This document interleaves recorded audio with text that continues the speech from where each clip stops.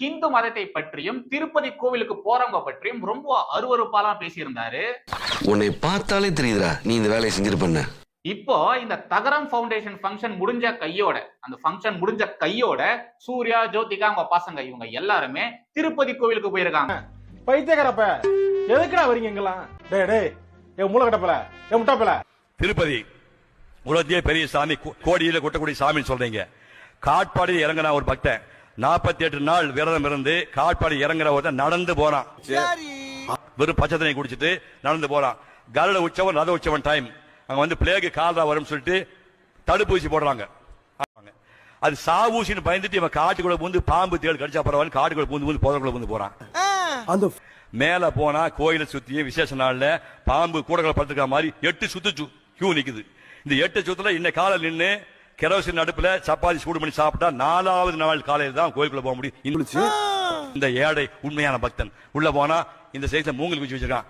ஜரிகண்டி அடிச்சு அனுப்புறானுங்க. ஆனால் ஒரு கோடீஸ்வரன் பொண்டாட்டிக்கு தெரியாம ஒரு கொஞ்சம் குமரையை கூட்டிட்டு போய் கெஸ்ட் ஹவுஸ் தங்கிட்டு விடிய வரைக்கும் தண்ணி அடிச்சுட்டு சந்தோஷமா இருந்துட்டு குளிக்காமல் காலை 4 மணிக்கு போனால் கும்பம் வைத்து மரியாதை செய்கிறார்கள். எனக்கு மேலதான் ஒரு சந்தேகம். ஏன் மேலையா?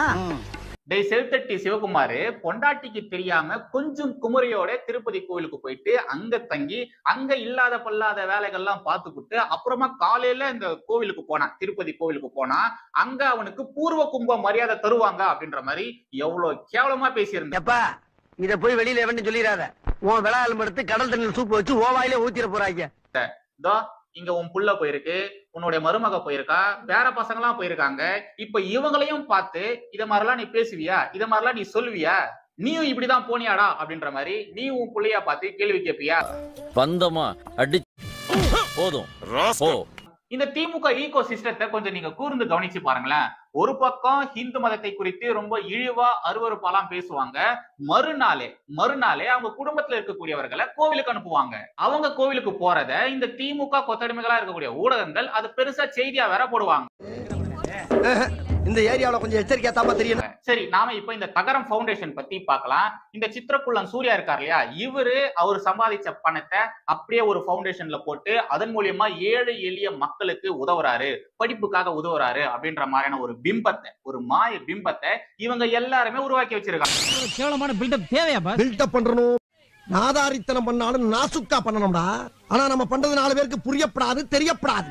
இந்த அகரம் ஃபவுண்டேஷன் இருக்கு இல்லையா, இது ஒரு கார்ப்பரேட் ஆர்கனைசேஷன் மாதிரி. இந்த தகரம் ஃபவுண்டேஷன்ல பார்ட்னர்ஸா இருக்கக்கூடியவர்கள் எல்லாருமே பெரிய பெரிய ஆளுங்க. கோடியா கட்ட வேண்டிய டாக்ஸ்களை கட்டாம இருக்கிறதுக்கு, டாக்ஸ் கட்டாம தப்பிக்கிறதுக்கு இவங்க எல்லாருமே ஒன்னா சேர்ந்து நடத்துற ஒரு ஃபவுண்டேஷன் தான் இந்த தகரம் ஃபவுண்டேஷன். நீங்க ஒரு விஞ்ஞான திருட ஆண்டவரே. உங்ககிட்ட ஒர்க் பண்றது ஒரு பேங்க்ல ஒர்க் பண்ற மாதிரியே இருக்கு ஆண்டவா. இதே மேடையில நீட்டு குறித்தெல்லாம் பேசியிருந்தாங்க. மறுபடியும் நீட்டு விவகாரத்தை இதுங்கெல்லாம் சேர்ந்து கையில எடுத்திருக்குங்க. நீட்டுனால யாராலையும் படிக்கவே முடியல, இவங்களால உதவி பண்ணவே முடியல, அது செய்ய முடியல, இது செய்ய முடியல, இவங்களால காட்ட முடியுமாங்கிறதுல ஒரு சின்ன சந்தேகம் இருக்கு. நீங்க எக்ஸாம் எழுதணும்னா அவ்வளவு கிரைட்டீரியாஸ் இருக்கு அப்படின்ற மாதிரி கண்டதையும் சொல்லி கதறிட்டு இருந்தானுங்க. காரணம் இருக்கு, இந்த டாக்டர்கள் மாதிரி அடுத்த வருஷம் விழாவில் இவங்களால காட்ட முடியுமாங்கிறதுல ஒரு சின்ன சந்தேகம் இருக்கு.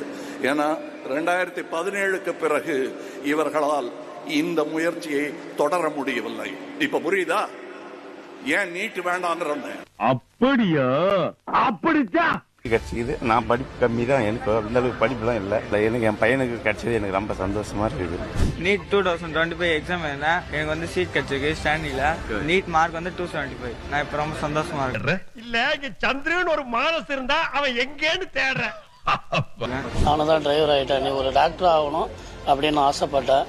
அதே மாதிரி தம்பி ரொம்ப நைட்டும் பகலும் ரொம்ப கஷ்டப்பட்டு படிச்சாப்புல. ஏன்னா எங்களை மாதிரி ஏழைங்க வந்து இந்த அளவுக்கு முன்னுக்கு வருவாங்க நாங்க நினைச்சு கூட. பைத்தியம் மேல பழி போடுறானுங்க. ஏன்டா நீங்க என்னடா பண்றீங்க? கேட்கறவங்களுக்கு எல்லாம் உதவி, கேட்கறவங்களுக்கு எல்லாம் காசு தூக்கி கொடுத்துறீங்களா? உண்மையாலே கஷ்டப்பட்டு படிக்கக்கூடிய குழந்தைகளுக்கு நீங்க உதவி பண்றீங்களா? இல்லையே.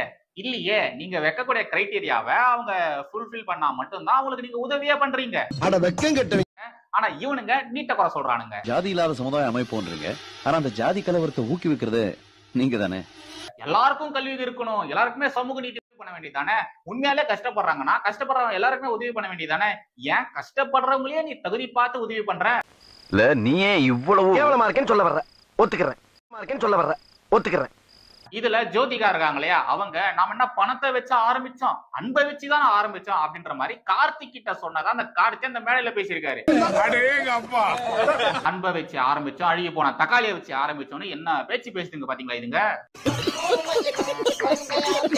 முதலாளியா இருக்கக்கூடிய திமுக அவங்க என்ன சொல்றாங்களோ, என்ன மாதிரி நெரேட்டிவ செட் பண்ண சொல்றாங்களோ, அவங்க சொல்படி நடக்கக்கூடிய இந்த கொத்தடிமைகளுக்கு என்ன பேச்சு பாத்தீங்களா.